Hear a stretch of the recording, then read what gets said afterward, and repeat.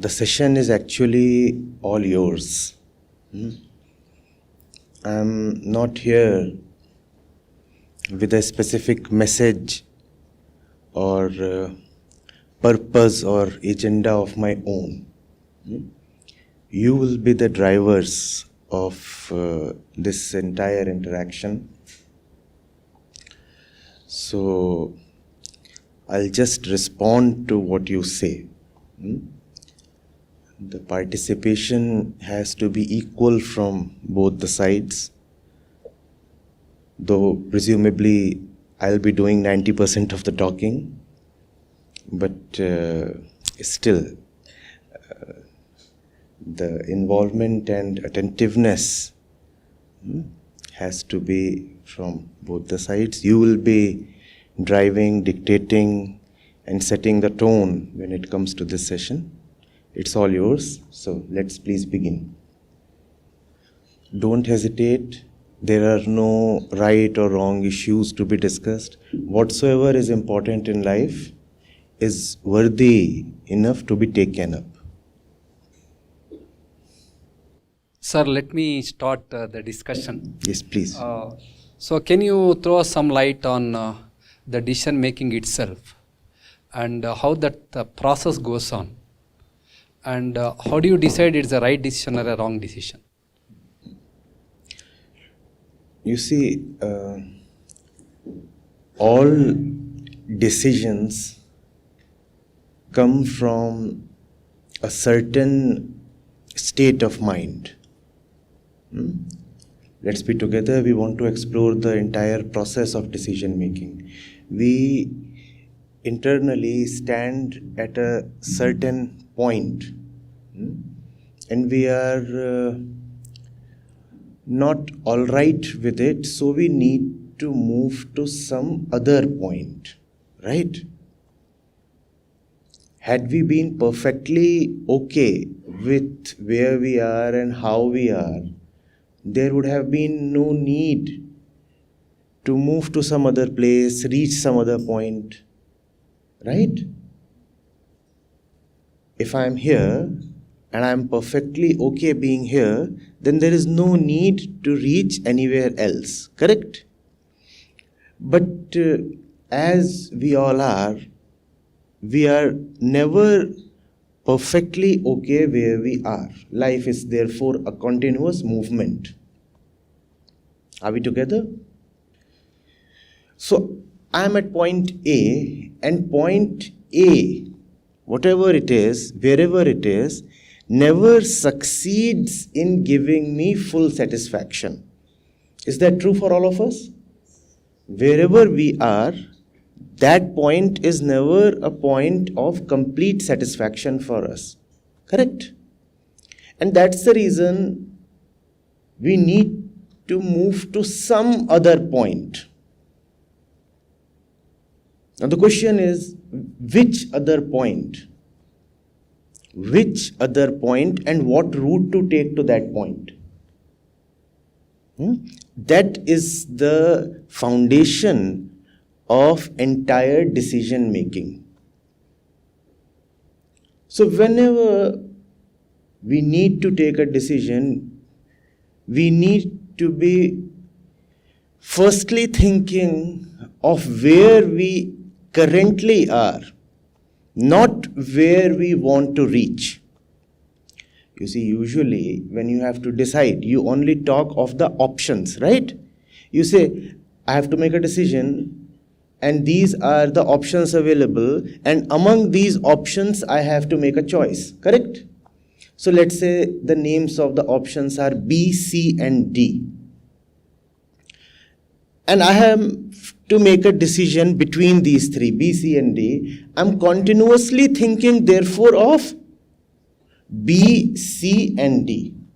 Which one to choose? Which one to choose? Is B better? Is C better? Is D better? Pros, cons. And if I'm picking up one of these, which route to take to that destination? The mind is totally occupied in this kind of thought, deliberation, BCD, BCD, BCD. Sometimes C appears great And then someone comes and say, no, B is wonderful, look at me. And just as you were about to decide in favor of B, suddenly D shows up as the most lucrative one. And we keep just hopping from one option to the other. In life, it could even be E, F, G, H, X, Y, Z. What is missing in this entire thought process? Right from B till Z, the entire alphabet has been covered. We are thinking of all the options possible to us.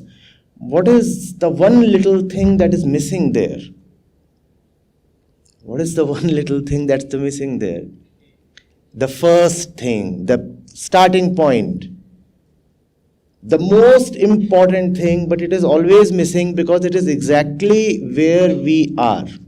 And the eyes only look somewhere else. The eyes have no capacity to know exactly where you are. The mind is always busy thinking of the future and other places. The mind does not like to introspect, reflect, and know what the current reality, the present facts are. The mind does not like doing that. The mind has much more fun dealing in imaginations. Imaginations are dearer because they make you feel empowered. No, I have so many choices. I'm an empowered person. And each of the choices offers and promises pleasure. And A is not a point of pleasure. What is the definition of A, we said? A is a point of dissatisfaction. We stand at A and we are continuously dissatisfied wherever we are. So A is a point of dissatisfaction, and from B to Z, there is the promised satisfaction of various kinds. B promises satisfaction of B kind, and T promises satisfaction of T kind. But A is a point of dissatisfaction. So the mind is continuously thinking of B, C, X, Y, Z. A, it will never know of. But if you do not know the very story of your dissatisfaction, the details of your current situation, will you ever be able to take care of your internal problems?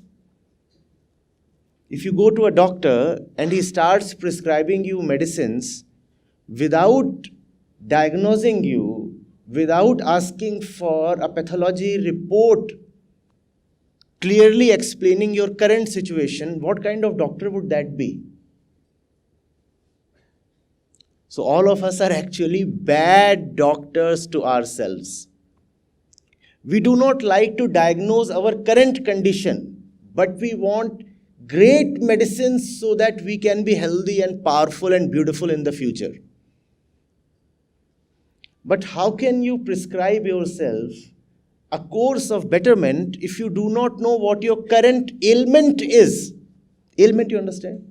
Disease, problem. If I do not know what my current problem is, how will I have a solution to that problem? But look at the way the mind functions. The mind does not want to go into itself. The mind does not want to go into its current state. And its current state alone is the problem. The mind does not want to go into that. Because it hurts, no? It hurts and it requires a certain discipline, a certain watchfulness. Instead of watching what is going on, the mind wants to deal in colorful imaginations. Just forget what is going on and start thinking of the various possibilities and colors and pleasures possible. Therefore, the first step in decision making is to ask yourself, why do I need to make a decision? What is wrong with my current situation? This appears like a very obvious question, but we fail to ask it most of the times. Why, first of all, is there a need to go away from A to any other place? What's wrong with A? And obviously, there is something definitely wrong with the place A. Are we together? Or are we all lost in this alphabet? Huh? Somebody is at M, somebody is at X. Are we all together at A? That's where we need to be. So first of all, why do I need to decide? If everything is hunky-dory, perfectly good, A is my home. I don't need to move an inch. But there is something certainly wrong with A.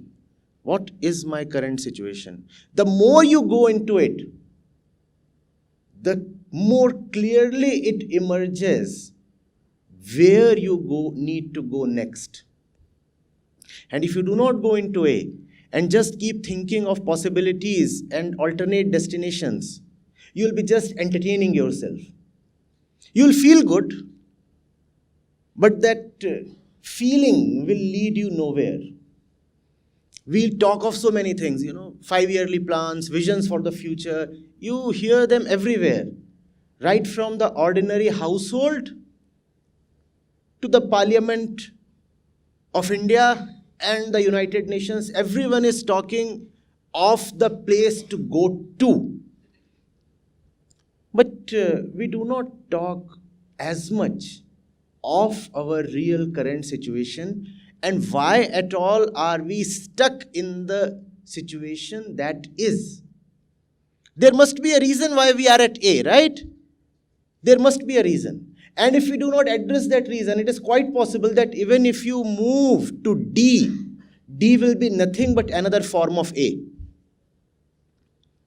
Because the reason you are at A might be an internal reason, not an external reason. Your problem might not be external. The problem usually is not external. Wherever you are at in life is because of something within you. Please note this down. Now you want to go to some other place, but you are carrying the reasons why you were at the previous place firstly. Even if you go to the other place, not much will change in your life. But we want to change exteriors. I'm not feeling well. The house looks dull. So what do we change? We do not change the mind of the occupants of the house. We change the paint. We change the curtains. Don't we do that? But what if the problem is right within you? If you know where the problem is, then you will know what is it that you really need to address. All our life we fight, we struggle, we strive, we want to be better, so we toil so much. Don't we all do that? Homo sapiens all work so hard in life. You go to the jungle, you do not find any other species working so hard. But we work very, very hard. Animals move about just either for food or for pleasure or for mating, and that's all. They don't really indulge in organized work. But we keep working almost 60-70% of our life. But still, no animal is as depressed and as dissatisfied as human beings are. There has to be a reason. This is the reason. We move from place to place without ever understanding the problem. So I want a solution, I want a solution, I want a solution. But what is the problem in the first place? That we never bother to clarify to ourselves. We just have a vague impression, all of us. We have a vague impression. And if you have a vague impression of the problem, all you will get is vague solutions. And vague solutions, you have aplenty. The world is nothing but a huge marketplace of possible solutions. Everyone is selling solutions to you. And in lieu of the solutions they sell you, they charge huge amounts of your life, your time, your effort, your money, your everything. How are people able to sell all kinds of solutions to us that don't work? Because we do not know our problem. When you do not know your problem, any solution appears possible and lucrative, does it not? You pick up a GPS system, let's say Google Maps, right? You put in it the place you want to go to. Would it work for you? Would it work for you? Let's say you have connectivity and all that. Would it still work for you? It won't. It will ask for your current location. We do not know our current location. We just want to reach somewhere. And we keep wondering, but I have written it. I want to reach the States. The Silicon Valley is the place I belong to. The GPS, even the GPS happens to be wiser than most of us. It will refuse to respond. It will say no, no answer. First of all, you should know where you are. Otherwise, no route is possible, no movement. We do not know where we are. So everything appears a possible solution. There is a certain dissatisfaction within me, and that dissatisfaction is the characteristic of point A. Right? Now someone comes and says, all right, let's go watch a movie. That appears like a possible solution. Someone comes and says, let's go settle on Mars. That too appears a solution. Now think of this. Settling on Mars appears a solution, and so does just going and watching a movie. Does that not tell of total ignorance about our inner state? Someone says, let's go. Let's have a game of table tennis. That too appears fine. Maybe this will work. Someone comes and says, you just sleep for 2 more hours, you'll be all right. That too appears worth trying. Someone says, oh, you don't have a nice mate in your life. Go get a girl, go get a boy. That too appears quite promising. Maybe that will take care of the internal unrest. Then some senior comes and says, dude, all you need is a high-paying job. And once you have that, you'll start feeling good within. And you say, oh, now I know. That was the problem. The world, we said, is a huge marketplace that keeps on offering all kinds of unworkable solutions. They will not work. Not because the world is hell-bent on cheating us, but because we do not know what we need. Do we know what we need? Instead of discussing where we need to go, more than half the time, the energy in the decision-making process should be invested in knowing where we actually stand currently. But the mind has ego at its center. I know. I already know. Of course, this is where I am. Am I such a fool that I won't even know the ground under my feet? Of course I know. What is it that I do not know? Oh, I do not know that and that and that and that. So those are the places I need to go to and try. But this, my current situation, I of course know of that. I'm living it. Who else will know of it? I'm the master of my life. I know everything what is going on. No, sir, that's not true. If there is one thing each of us is deeply ignorant of, it is our own mind. That's the one secret hardly anyone is able to unravel. We might know of 1,000 things in the universe. A day might come when science might know everything under the sun. But still, the most fundamental unit, the entity that sees everything, will remain like a black box. You know of everything, but the one that knows of everything will remain unknown. All the mysteries outside have been opened up and solved. But this black box, so internally we'll continue to remain at point A. Externally, we have covered not only the alphabet but the entire dictionary. All the possible permutations, combinations, everything meaningful and meaningless has been tried. And yet, we are in the same sad and sorry state as we ever were. A few data points for you all. The world is more prosperous today than it ever was in its history. Per capita incomes were never as high as they are today. And that's when we are talking of a population of 8 billion people. 8 billion people with the highest possible level of per capita income, and those per capita incomes are only increasing at a global average rate of around 3% per year. In developing countries, the rate of increase of per capita income is often 7%, 8%, 9%.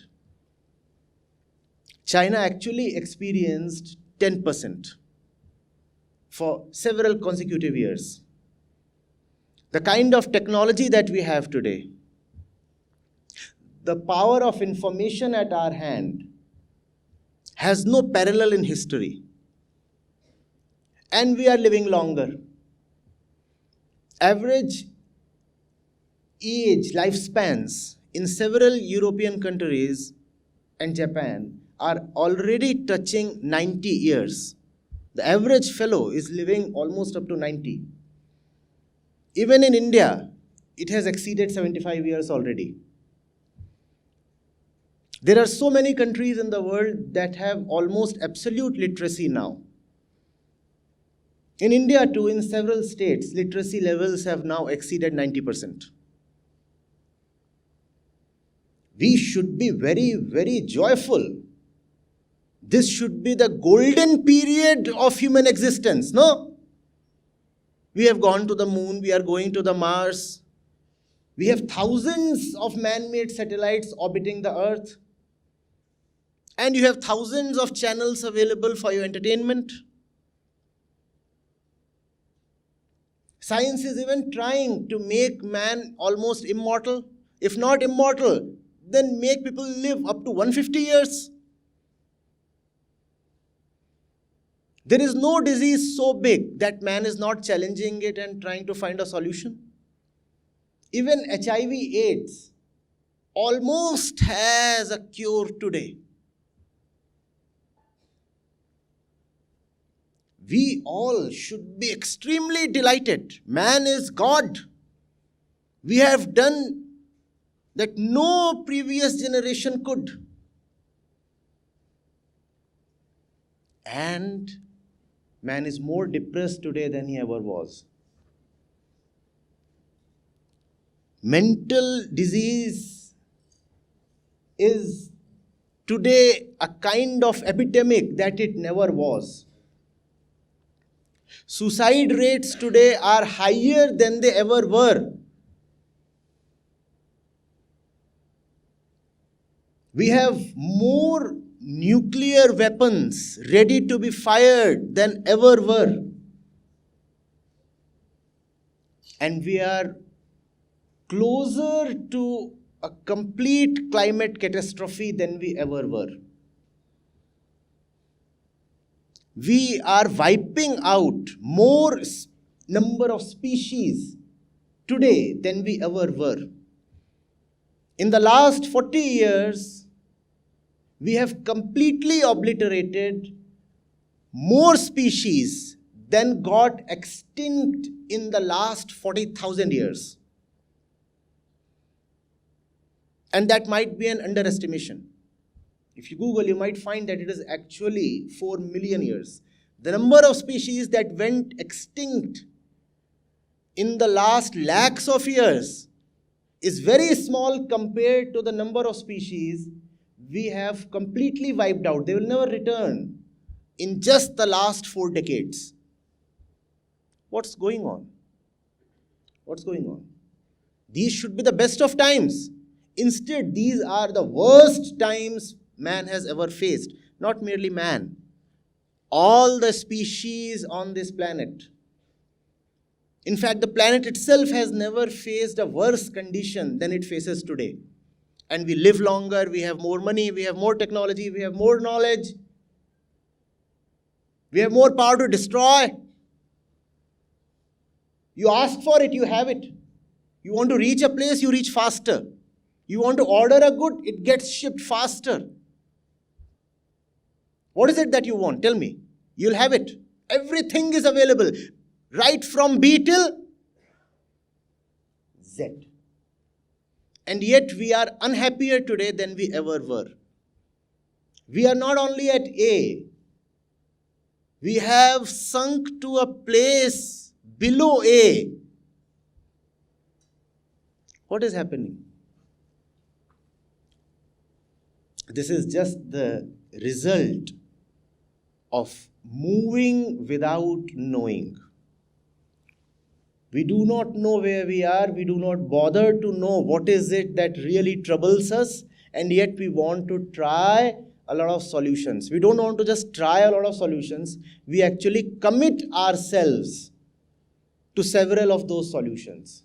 You understand commitment? I have dedicated my life to a particular course, a particular road. I've just dedicated. I can't reverse the decision now. In the hope that that road is good for me. The governments have committed, for example, X billion dollars to a certain field without even knowing whether that investment will indeed be useful when it comes to solving the real problem. And why don't we know whether that investment would help? Because we do not know the real problem. The real problem sits within. And therefore, all our external endeavors are failing very, very badly. They are not only failing, they are aggravating the problem, no end.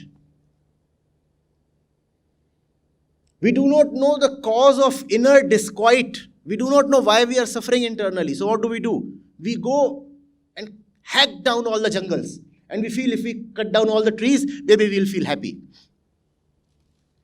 Now that sounds very stupid when I put it this way.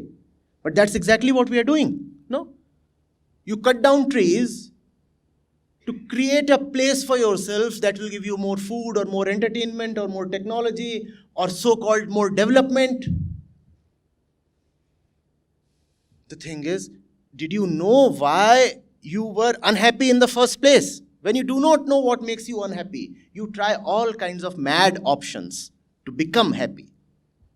And we are doing that. And we are on the brink of total extinction ourselves as a species. We do not know whether this species of ours will actually see the year 2100. And if we do manage to be around at that time, what kind of world it would be, we shudder to think.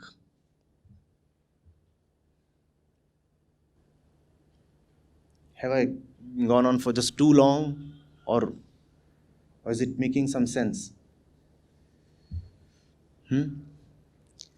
See, as you sit here, all of you are at crossroads, no? You have to make very important decisions in life. And several of those decisions are simply irreversible. You must first of all know why you need to do that. First of all, you need to ask yourself, where am I, who am I, and therefore what do I need? Just because the entire crowd seems to be moving in one particular direction or some other, you cannot follow that. The one and only one criteria for decision making is your own inner welfare. There are no other gods that you need to worship. You decide to pick up a job offer. how exactly is it helping you? Ask yourself. It's a tough question, I know. Because the answer might be, it does not help me. And that leads you to a dangerous point. You had something in hand and you started asking yourself some honest questions. And the result was that you could not pick up what you had in hand. It had to be dropped. And that sounds scary. But that is far less dangerous than getting a heart surgery when you actually have a problem in the elbow. How does that sound? The elbow was paining, but you are in such a stupor, in an internally drunken condition that you did not even know what the pain is and where it is coming from. So you got yourself a heart replacement. First of all, it won't work. The elbow will continue to pain. Secondly, you have lost out on something that was already healthy. That's the way decisions happen. That's the way I have seen like 20 batches of engineering students behind me falter. More than 20 batches now. Engineering students, students of management. Ever since I passed out from my engineering college, I have been in touch. Very talented people, but internally ignorant. They would know a lot about their field of study. Many of them would be well versed in what is going around in the world as well. What they would not know is what is going on within them. So they would make decisions, and those decisions didn't help. Now people are in their mid-40s, and slowly it starts biting you that it's been a wasted life. Let that not happen to you. I repeat, the only criteria to decide on a course of action for the future is, does it really help me? What is my real problem? And that which I'm choosing, will it really help me? Self-awareness is the key. Nothing but Atmagyan helps. Self-knowledge is therefore no exotic, antique, ancient piece of outdated wisdom. It is the fundamental requisite today. More than anything else, we all today require self-knowledge. Without that, as the wise ones have sung and they have laughed, they said, look at man. Is there any creature in a poorer condition? And they have laughed. They said, even the crows and the sparrows and the fish are in a better condition than man is. When I say man, I mean human beings, not man, the gender.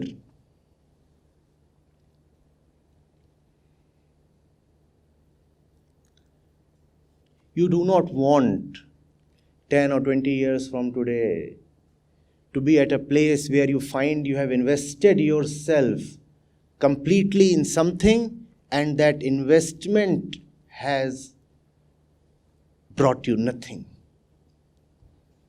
What will you do then? You cannot turn the clock back. Those 20 years would be gone. And you will find you are stuck in permanent kind of responsibilities, so-called responsibilities. It will be very difficult to course correct then. So today is the time. Be very cautious. Keep everyone else aside. Be with yourself and ask, what is my life for? And it's a question that you need to stay with. It's not a process you can be over with in an afternoon. Be with this question for long. What is my life for? What exactly? It's an important question to ask if you take yourself seriously. If you do not take yourself seriously, if you are okay with your own suffering, then one can be very cavalier with life and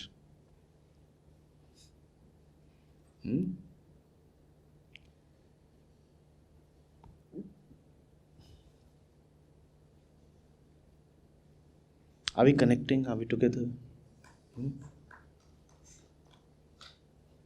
We can have lighter questions as well. Not that we want to turn this into a philosophy class.